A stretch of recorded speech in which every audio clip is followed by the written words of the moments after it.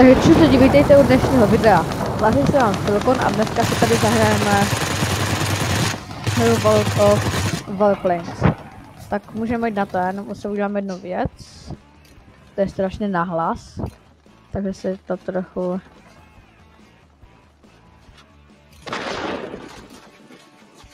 A protože teďka... Já se zabijou.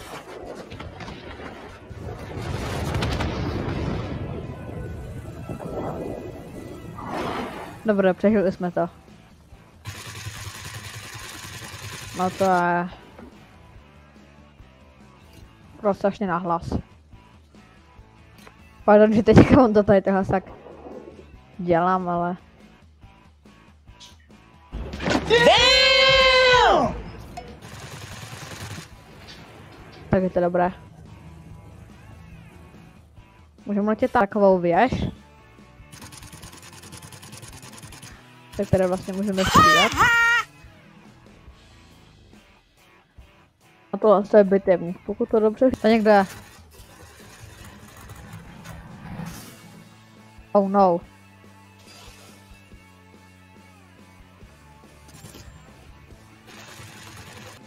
Lodi, buďte v pozoru. Nad letištěm bylo spatřeno více nepřátelských jednotek. No to už jsem zjistil. Ne.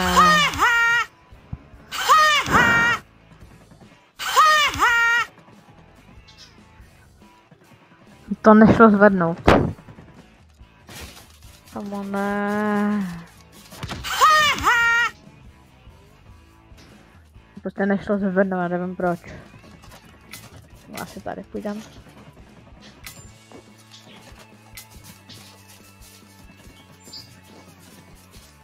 Jak můžete vidět, tak mám letadlo TSH-2.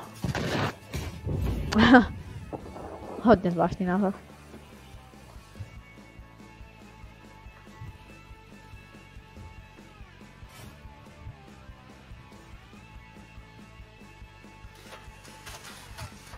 Ne, už ne.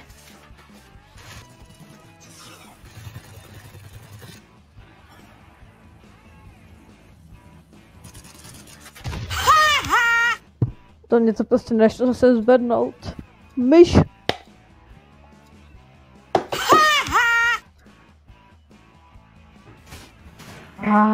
Hlášení, blíží se poušková fronta.